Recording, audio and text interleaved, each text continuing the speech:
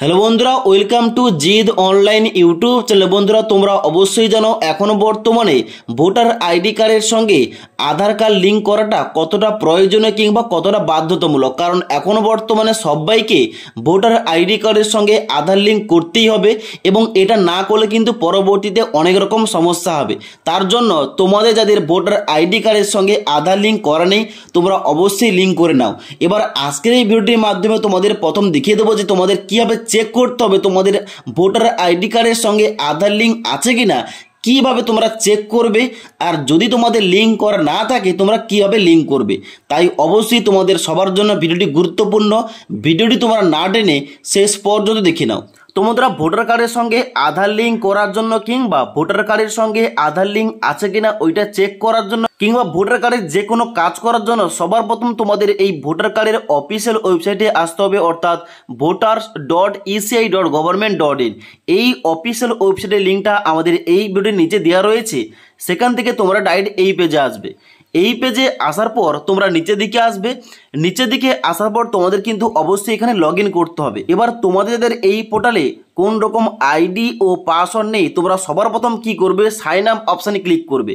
Sign up অপশানে click করার সঙ্গে সঙ্গে তোমাদের এখানে মোবাইল নাম্বার, ইমেল আইডি বসিয়ে ক্যাপচা কোডটা ফিল করে এখানে তোমরা কন্টিনিউ অপশানে ক্লিক করার পর তোমাদের মোবাইল নাম্বারে ওটিপি যাবে। ওটিপি সাবমিট করার পর তোমাদের কিন্তু এখানে সমস্ত রকম ইনফরমেশন দিয়ে তোমাদের কিন্তু এখানে অ্যাকাউন্টটা ক্রিয়েট করতে হবে। এবার এখানে তোমাদের কিভাবে step by step sign up করতে হবে, কিভাবে তোমাদের অ্যাকাউন্টটা ক্রিয়েট করতে হবে, এই টপিকে অলরেডি আমাদের চ্যানেলে ভিডিও দেওয়া রয়েছে।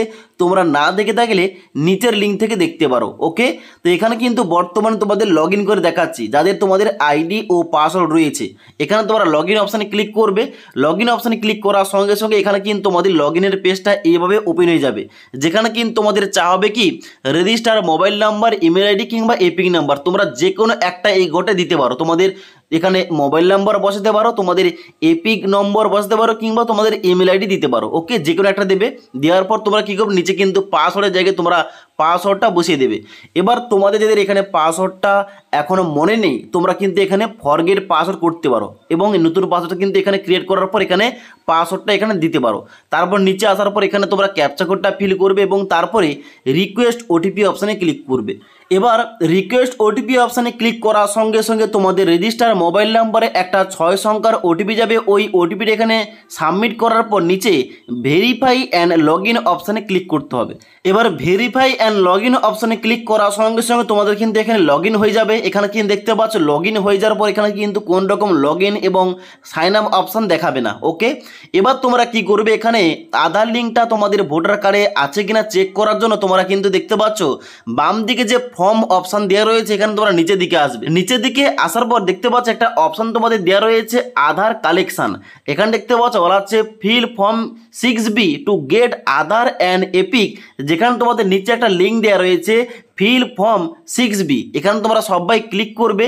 ক্লিক করার সঙ্গে সঙ্গে এইভাবে একটা পপ আপ পেজ ওপেন হবে, যেখানে বলা আছে এপিক নাম্বার। এখানে তোমাদের এপিক নাম্বারের জায়গায় তোমাদের ভোটার আইডি কার্ডের নাম্বারটা বসিয়ে দিতে হবে। এবার তোমার যদি ফ্যামিলি মেম্বারের কারোর ভোটার আইডি কার্ডের সঙ্গে আধার লিঙ্ক আছে কিনা চেক করতে চাও, তাহলে কিন্তু ওই ব্যক্তির এপিক নাম্বার কিংবা ভোটার আইডি কার্ডের নাম্বারটা এই গোটায় বসিয়ে দেবে। অর্থাৎ তুমি যে ব্যক্তির ভোটার আইডি কার্ডের সঙ্গে আধার লিঙ্ক আছে কিনা চেক করতে চাও, ওই ব্যক্তির এপিক নাম্বার কিংবা ভোটার আইডি কার্ড নাম্বারটা এই গোটায় বসিয়ে দেবে। বসিয়ে দেওয়ার পর নিচে ভেরিফাই অ্যান্ড ফিল ফর্ম অপশানে ক্লিক করতে হবে। এবার ভেরিফাই অপশানে ক্লিক করার সঙ্গে সঙ্গে তোমাদের যদি দেখায় এপিক নাম্বার অলরেডি লিঙ্ক, এখানে কিন্তু তোমরা বুঝে নেবে তোমাদের কিন্তু ওই এপিক নাম্বারের সঙ্গে তোমাদের ভোটার আইডি কার্ডটা অলরেডি লিঙ্ক করা রয়েছে।